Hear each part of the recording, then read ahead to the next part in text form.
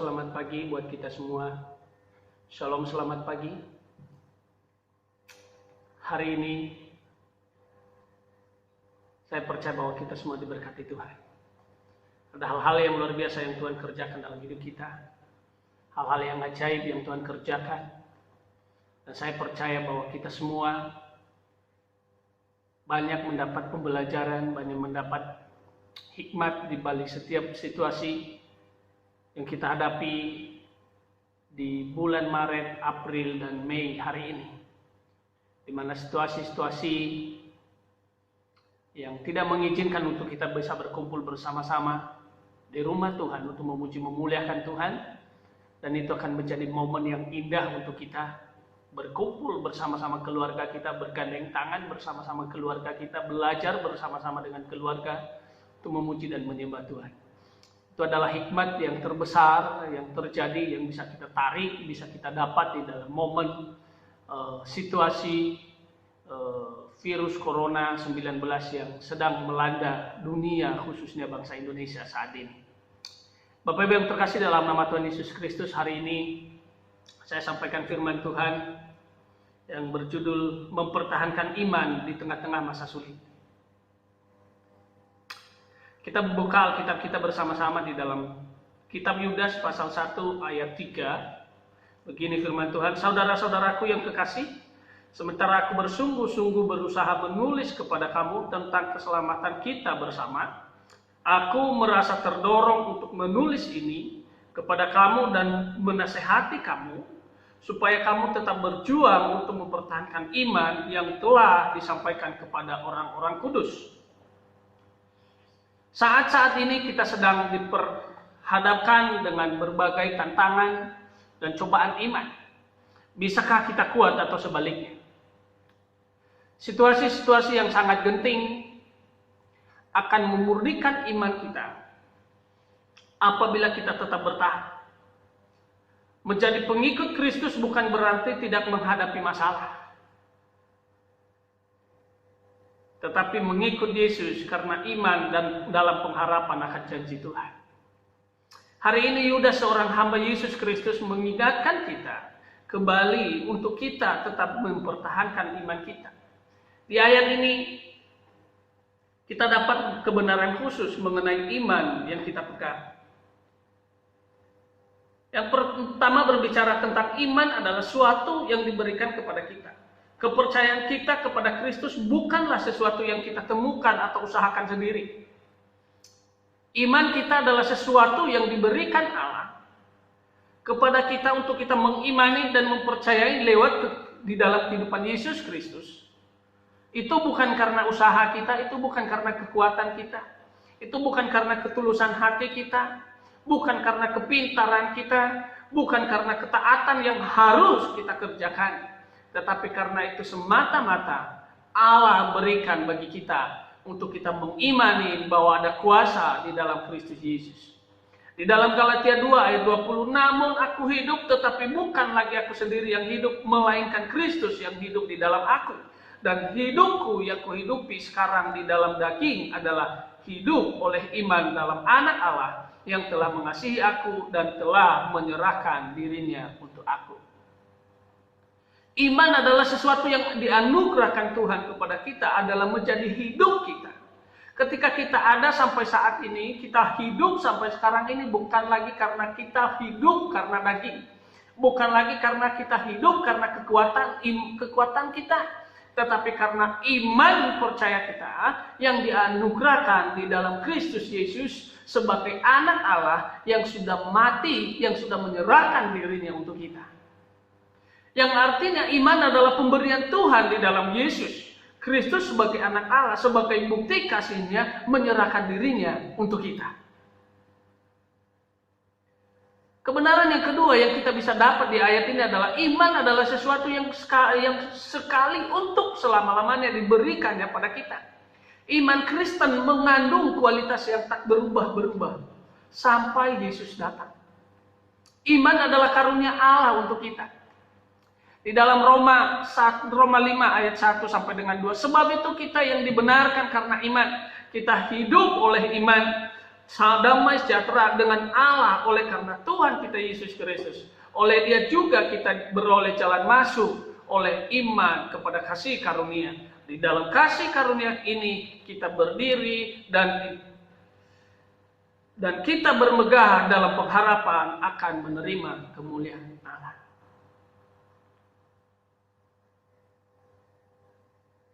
Iman adalah sesuatu pemberian Allah bagi kita.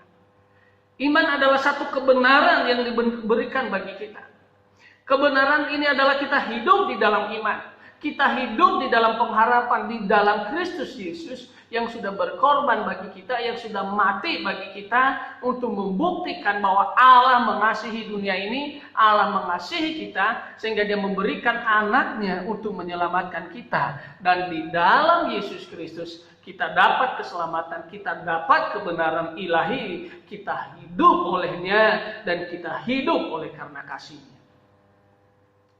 Iman adalah sesuatu yang sama sekali untuk selama-lamanya diberikan kepada kita sebagai orang-orang percaya. Ketika kita mengaku Yesus adalah Tuhan dan Juru Selamat kita, kita diberikan iman percaya terhadap Dia. Bahwa kita percaya akan kematiannya, kita percaya akan kebangkitannya, dan kita percaya akan kenaikannya menjadi Raja di atas segala Raja, menjadi Tuhan di atas segala Tuhan dalam hidup kita.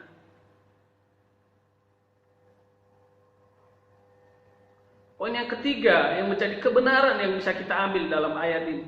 Iman Kristen adalah suatu yang dipercayakan kepada umat Allah yang sudah dikuduskan. Artinya iman Kristen bukanlah hak milik pribadi.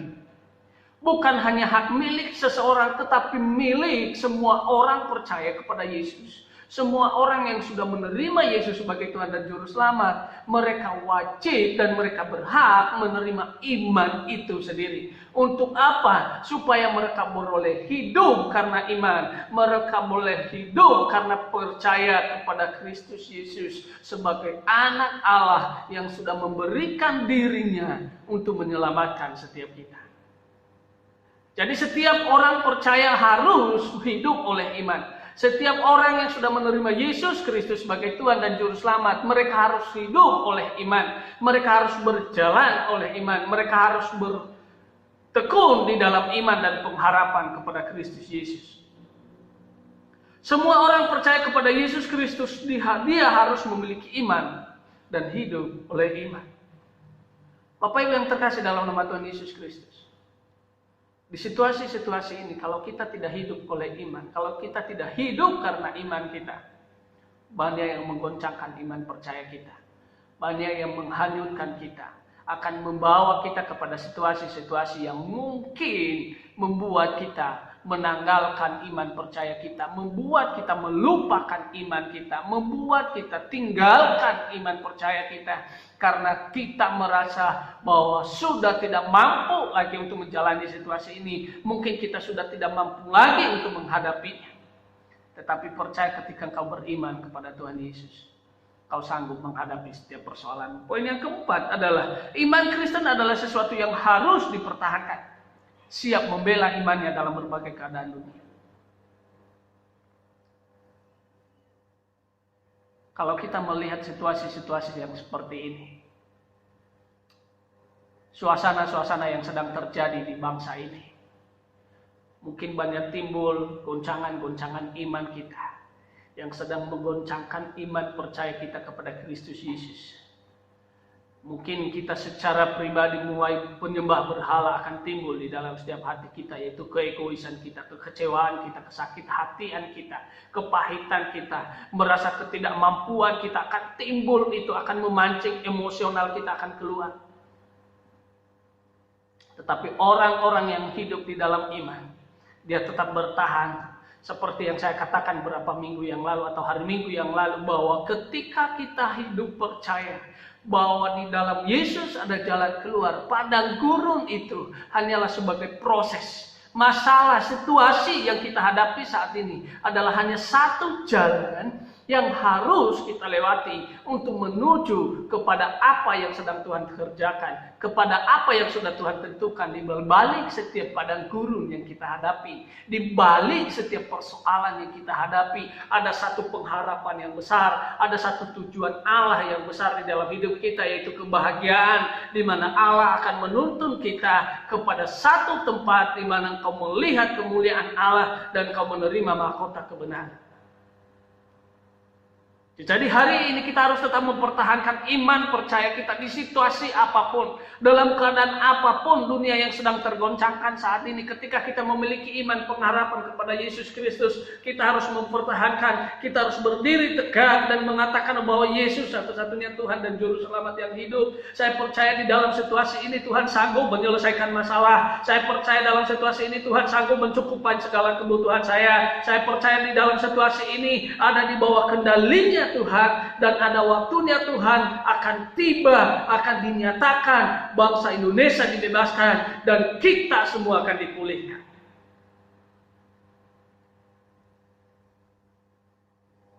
Hari ini ada alasan kenapa kita harus mempertahankan iman kita. Yang pertama, iman adalah kehidupan setiap orang percaya Yesus. Kenapa kita harus mempertahankan iman percaya kita adalah karena iman adalah hidup kita. Iman adalah hidup setiap kita, kehidupan bagi kita sebagai orang-orang percaya Yesus. Berarti ketika kita tidak memiliki iman, ketika kita tidak memiliki satu iman di dalam kehidupan kita, keyakinan, pengharapan di dalam Yesus, maka kita mati. Bukan mati secara tubuh, tetapi mati secara rohani. Karena iman adalah kehidupan kita. Iman adalah kehidupan orang-orang percaya yang mengaku bahwa Yesus adalah Tuhan dan Juru Selamat yang hidup. Dan itu akan membuat dia hidup karena dia mengimani, karena dia meyakini bahwa Yesus adalah Tuhan.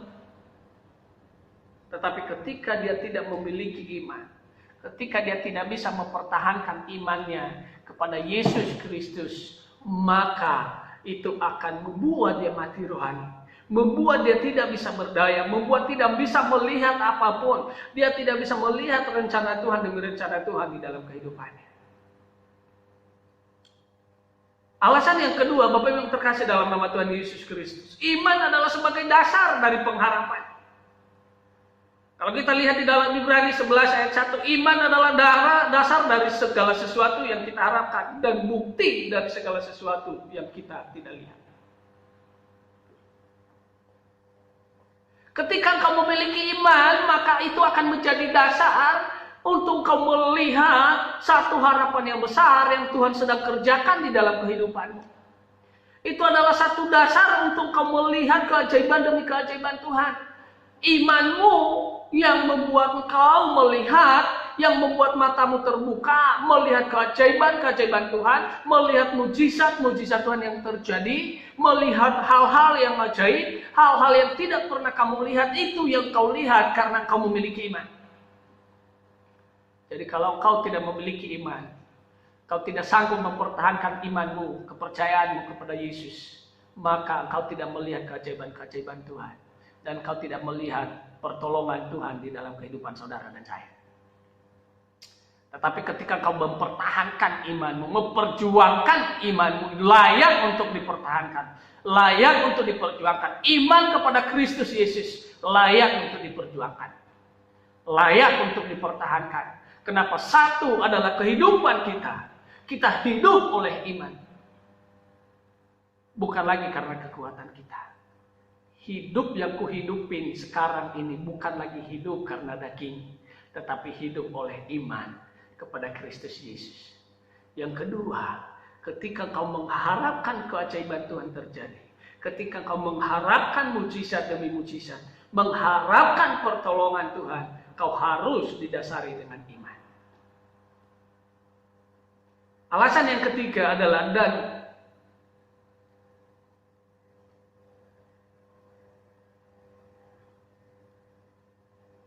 dan iman menjadi bukti dari segala sesuatu yang kita tidak lihat. Alasan yang ketiga adalah iman menjadi bukti dari segala sesuatu yang tidak kita lihat. Menjadi bukti ketika kau percaya kepada Yesus, ketika kau beriman kepada Yesus, maka apa yang kau pernah lihat, apa yang tidak pernah terlintas dalam pikiranmu, apa yang tidak pernah kau pikirkan, itu yang akan terjadi dan kau bisa melihat keajaiban Tuhan. Kau meyakini Yesus, kau meyakini Tuhan, kau mengimani bahwa ada mujizat Tuhan.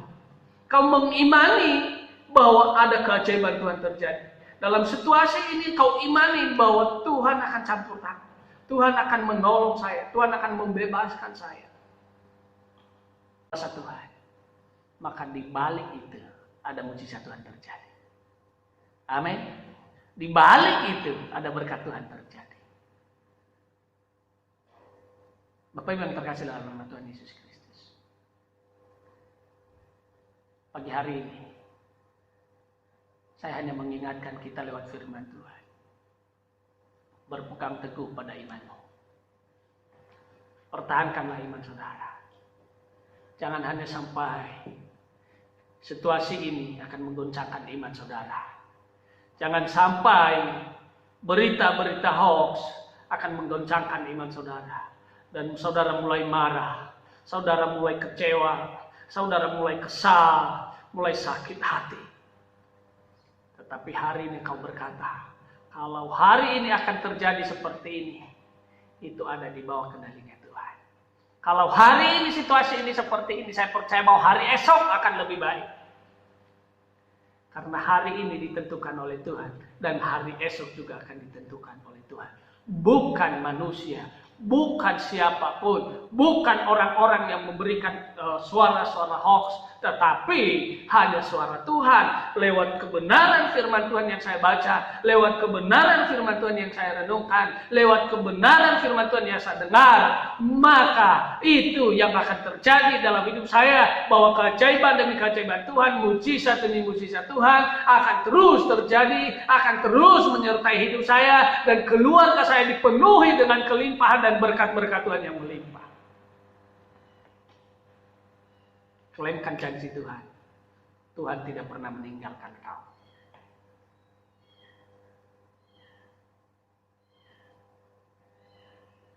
Imanmu yang menguatkan, yang memberi engkau hidup sampai dengan detik ini.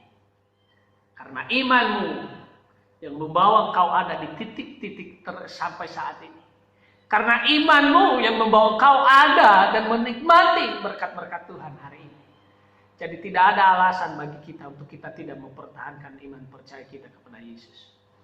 Tidak ada satupun alasan yang membuat kita meninggalkan iman kita kepada Yesus. Tetapi semakin hari semakin meneguhkan iman kita kepada Yesus. Bahwa Yesus sanggup menolong kita. Yesus sanggup membebaskan kita dari persoalan ini. Dan berkat-berkat Tuhan akan melimpah bagi kita. Mari kita dudukkan kepala kita, Bapak Ibu yang terkasih dalam nama Tuhan Yesus Kristus. Haleluya, haleluya, haleluya. Haleluya, haleluya, haleluya. Glory, haleluya. Bapa di surga, di dalam nama Tuhan Yesus, kami yakin dan percaya bahwa kuasa-Mu akan nyata, mujizat-Mu nyata. Kau berikan kami kemampuan hikmat untuk kami boleh mempertahankan iman percaya kami di dalam situasi yang kami hadapi saat ini. Dalam situasi-situasi yang sedang terjadi di bangsa kami, khususnya di dunia secara umum. Kami percaya bahwa ada hikmat Tuhan, kami percaya bahwa ada kemenangan yang besar yang sedang Tuhan rencanakan dalam setiap kehidupan kami. Berikan kami kekuatan, berikan kami kemampuan untuk kami tetap berdiri tegak, untuk kami berdiri teguh di dalam iman pengharapan kami bahwa Yesus adalah Tuhan satu-satunya dalam hidup kami. Yesus sanggup menolong kami, Yesus sanggup mengubahkan setiap kehidupan kami, memulihkan keadaan kami dan menjadi sumber berkat di dalam setiap kehidupan kami. Tidak ada yang mustahil bagimu ya Tuhan. Ketika kami meminta, ketika kami memohon kepada-Mu, Kau hadir bagi kami dan Kau mendengarkan setiap doa kami. Pagi hari ini hamba berdoa buat seluruh jemaat.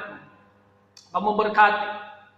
Dalam situasi seperti ini, hamba memohon kepadamu biarlah uluran tangan kananmu yang penuh dengan kuasa, yang penuh dengan keajaiban-keajaiban, penuh dengan mukjizat demi mukjizat akan terulur atas mereka, pribadi lepas pribadi, keluarga demi keluarga.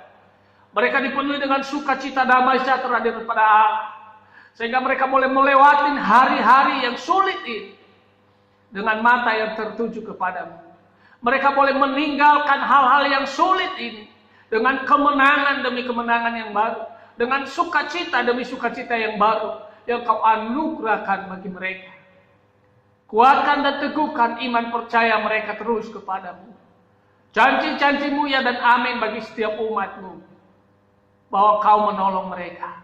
Kau menjadi kota benteng bagi setiap umat percaya kepadamu. Kau menjadi pelindung bagi mereka, sehingga tidak ada satupun wabah, penyakit yang mengganggu mereka, karena mereka ada di dalam lindungan Tuhan. Hamba berdoa untuk bangsa dan negara kami, berkati bangsa kami, pulihkan bangsa kami, jamah bangsa kami. Lawatlah bangsa kami dengan kuat kuasa-Mu. Kami percaya pemulihan terjadi di bangsa kami. Berkati pemerintahan kami, berkati orang-orang yang terdepan dalam menghadapi virus corona, COVID-19. Tuhan, Kamu berikan mereka hikmat-Mu. Dan lewat tugas dan tanggung jawab mereka, mata mereka tertuju kepadamu. Kuat kuasa-Mu akan menyertai mereka. Dan mereka berjumpa dengan Engkau. Dan mengalami Engkau secara pribadi. Dan mereka bersyukur atas penyertaan Tuhan. Atas pimpinan Tuhan, pertolongan Tuhan. Terima kasih Bapa, Kamu berkati setiap ibadah dalam keluarga kami masing-masing. Keluarga jemaat-Mu hari ini, Kau hadir di sana. Kau menolong di sana. Dan kami percaya bahwa mujizat Tuhan Kau nyatakan di dalam setiap ibadah mereka. Di dalam nama Tuhan Yesus Kristus, hamba berdoa dan memberkati mereka dari tempat ini. Biarlah berkat daripada Allah Bapa, cinta kasih daripada Yesus Kristus, persekutuan yang manis, penghiburan daripada Roh Kudus akan terus menyertai jemaat-jemaat Tuhan di mana berada. Akan melindungi mereka dimanapun mereka berada.